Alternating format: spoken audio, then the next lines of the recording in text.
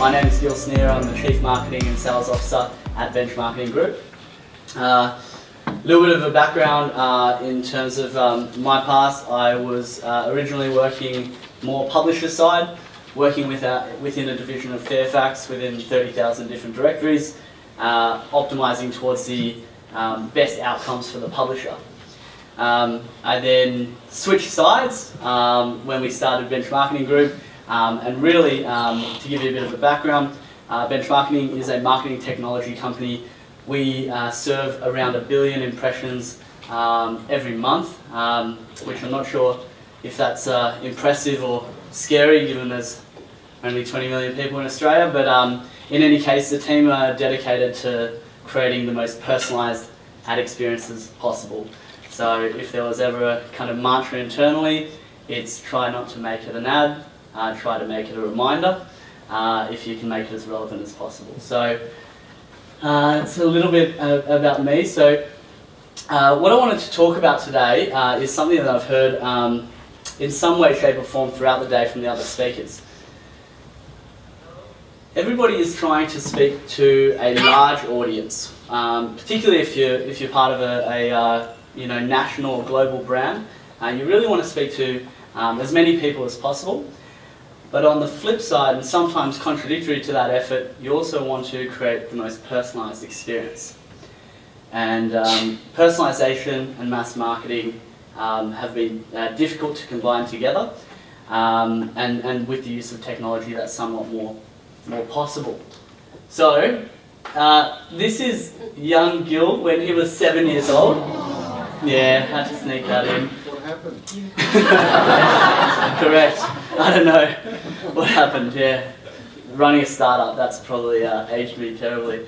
So I was quite a creative young boy, and as you can see from this picture that I painted, I don't know if it's a flying llama or a hornless unicorn flying through the midnight sky. I painted this and it struck me, I don't know if the entrepreneurial flair started early, but it struck me I might be able to sell this.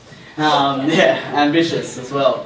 So I identified my target audience, which was the only audience that I thought would ever consider buying such a piece, and it was the friends of my parents.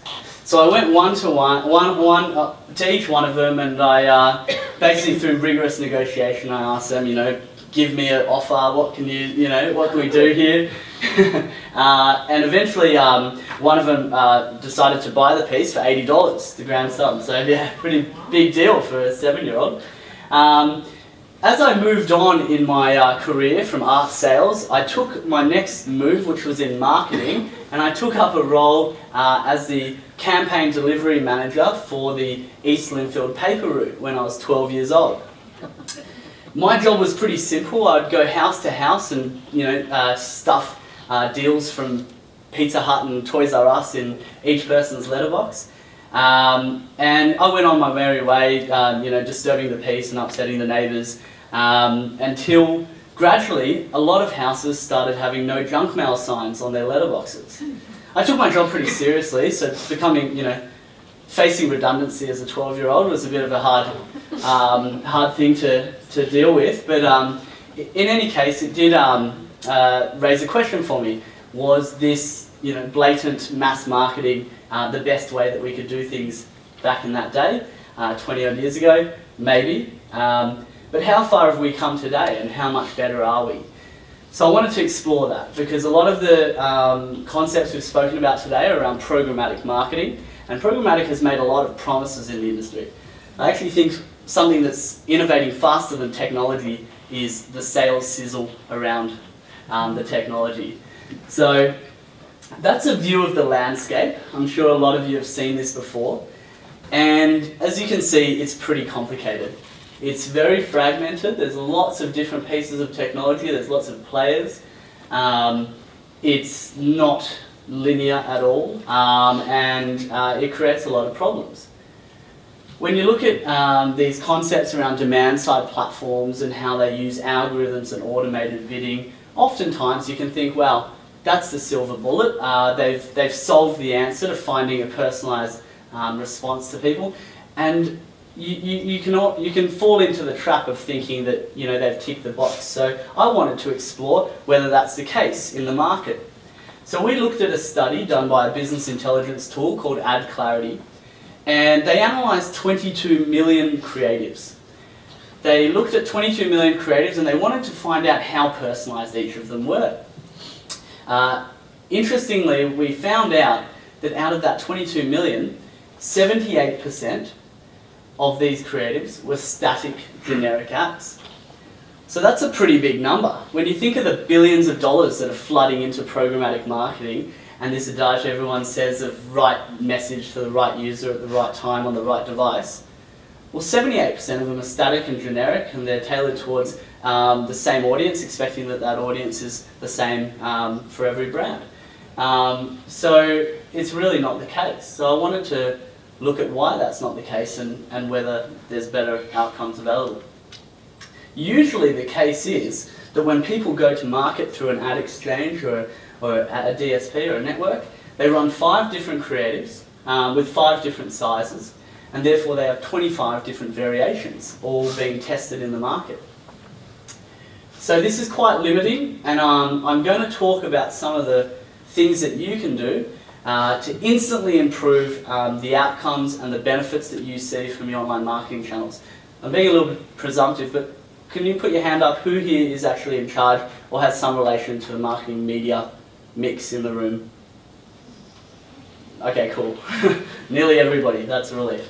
So here are the 4 rules to what I would like to call programmatic conversations.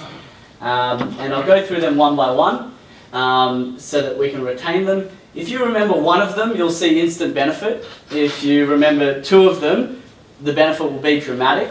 And if you remember 3 or 4, then let's chat afterwards and we might offer you a job or something like that. So here they are. First one, eliminate assumptions. Armin talked a lot about this, and we're going to talk about the concept of just doing it and trying and learning from the data. There's a saying, never assume. It makes an ass out of you and the marketing manager. So eliminate assumptions, define audiences and creative that matches the audience, create automation, and connect teams. First one, eliminate assumptions. Now, if I had to explain to somebody the difference between programmatic marketing and traditional marketing, I would say that traditional makes a few assumptions and we need to move away from those. So what are those assumptions? If you want to promote your brand, you might speak to a publisher in a traditional sense and they'll tell you they've got a great audience that matches your requirements, and then you'll make a deal. But you make the assumption that your audience is static, that they're not moving, that they're happening to be in that one place at that one time. And what we know from looking at touch points is that audiences tend to move around a lot. They go to different publishers, they go to different devices, and they appear at different times.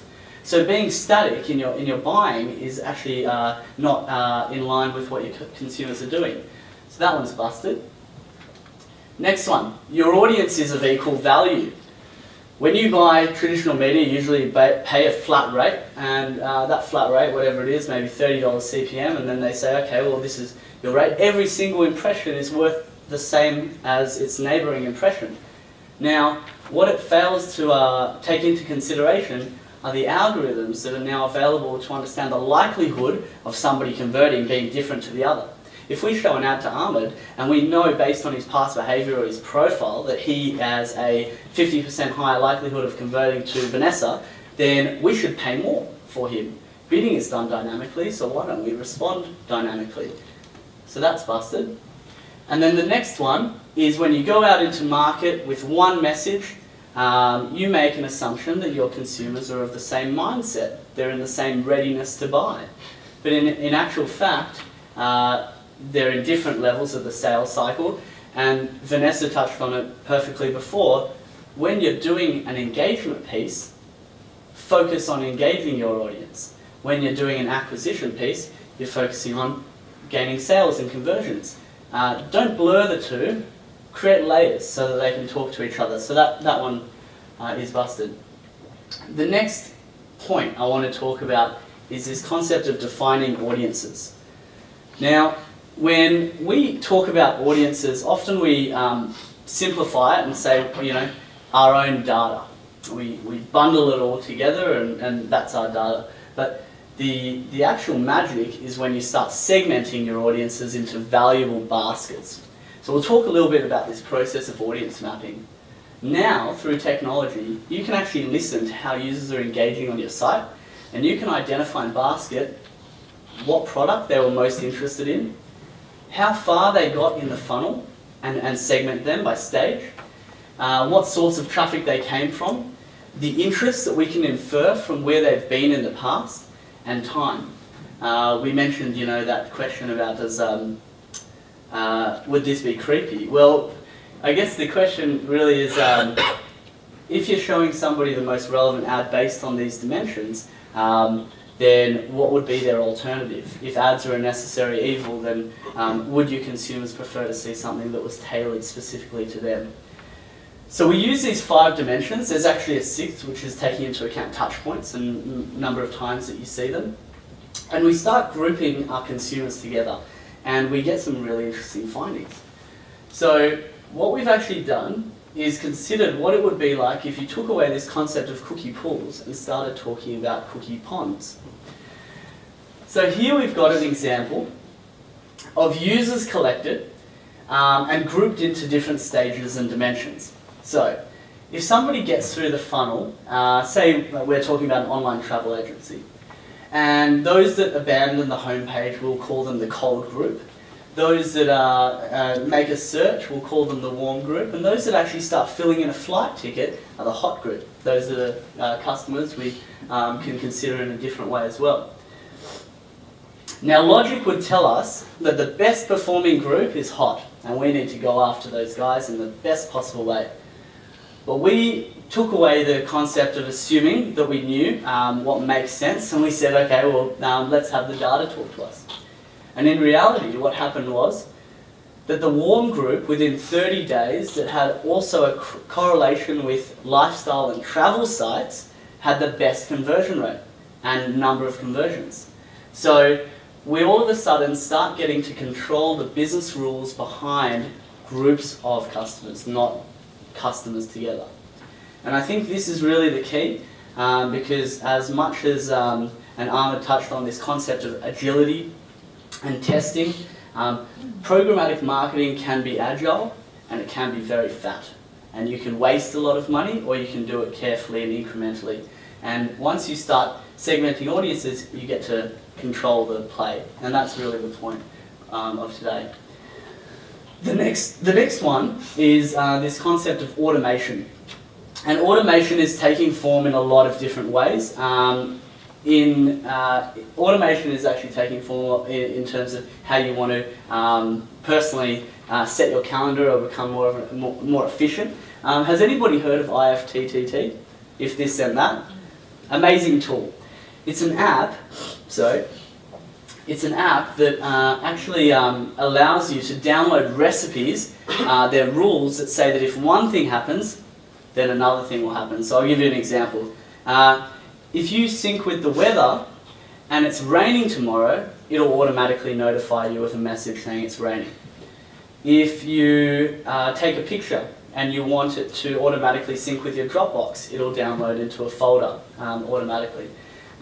If you've got a meeting like this one that you don't want to be at, you can send a message to this number and somebody will call you within that meeting and tell you something urgent's happening and that you have to go. If anyone wants the app, I'll catch up with you after. So automation's happening in our personal lives, and it's definitely starting to happen a lot more in the marketing world. An example is a campaign that was launched last year for NFL Madden 2015. And the team at EA realised that their audience streamed a lot of these games, but they were also on mobile devices. So what they thought would be a cool idea is that if they filmed the major plays, they could actually take snippets of them, pull them into dynamic mobile banners, and when people were browsing around online on their phones, they could see a clip of, the Ravens just scored a touchdown.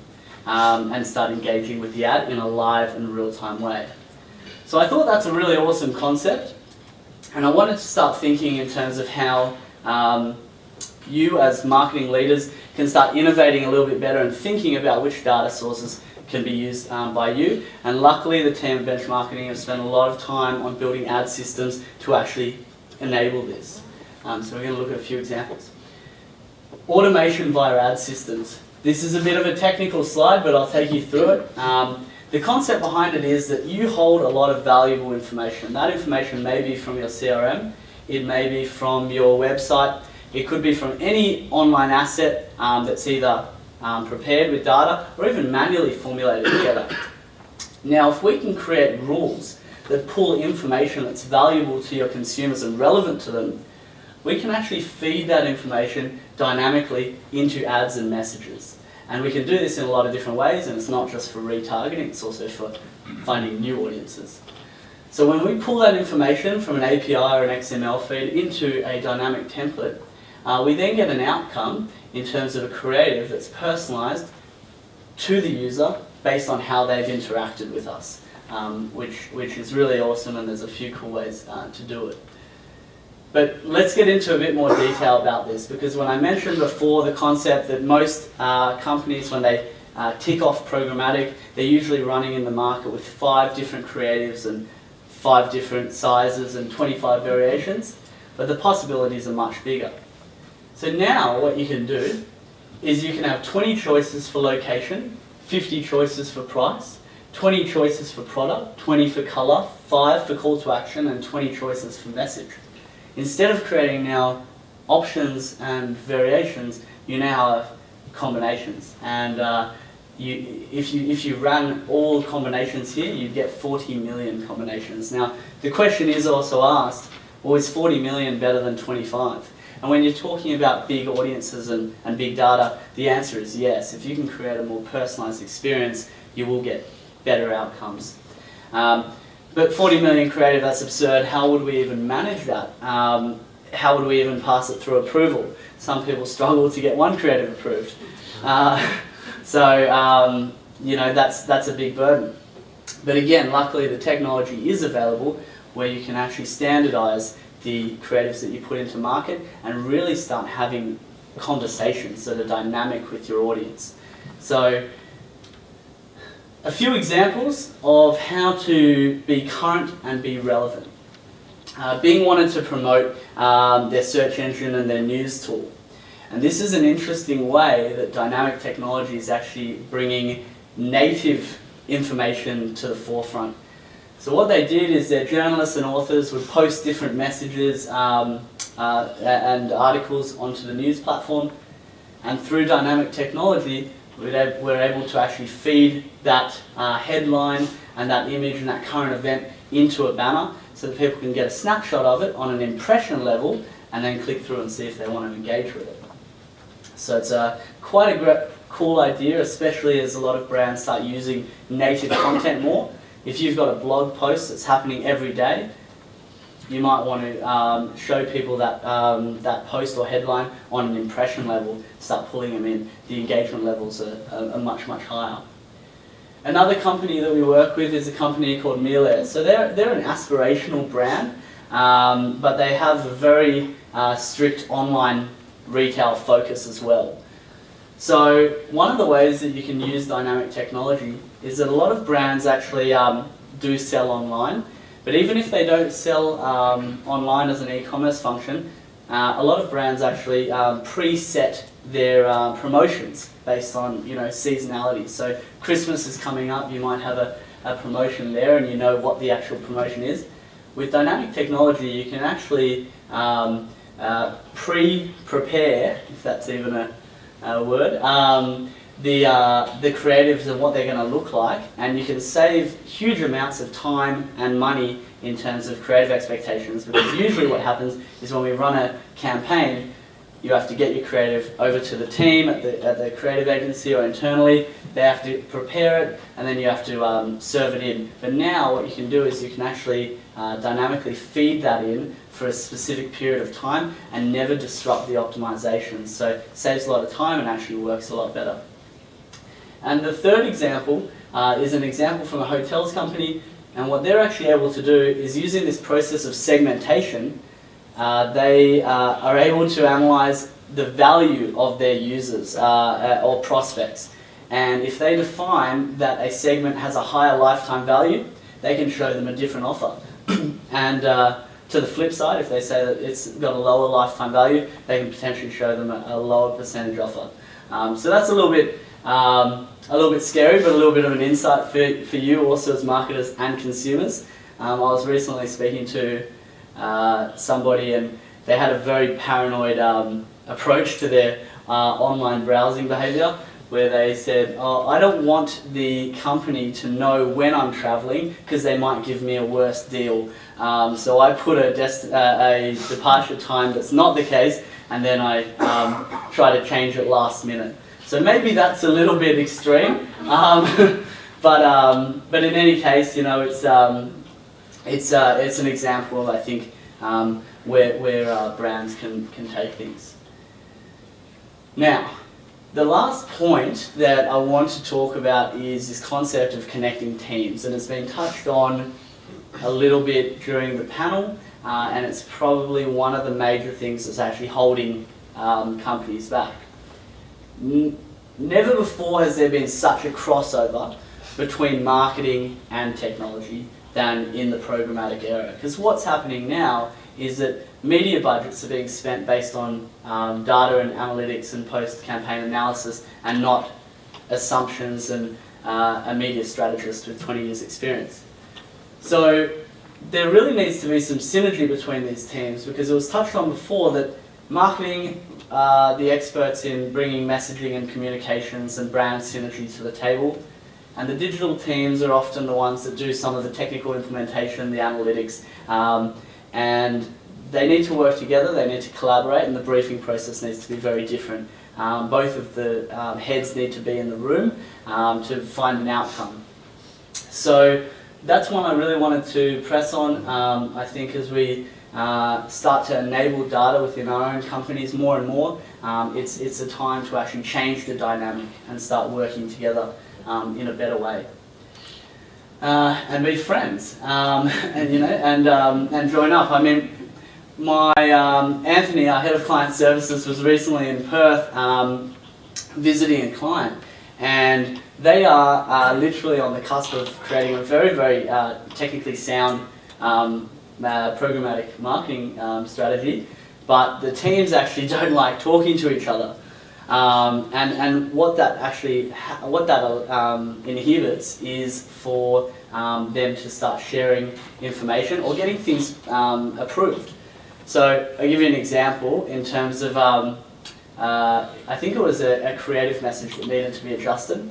So Anthony tells me that he passed it over to the brand manager, and she said, oh, I can't sign off on this. I'm gonna ask the acquisition manager her opinion.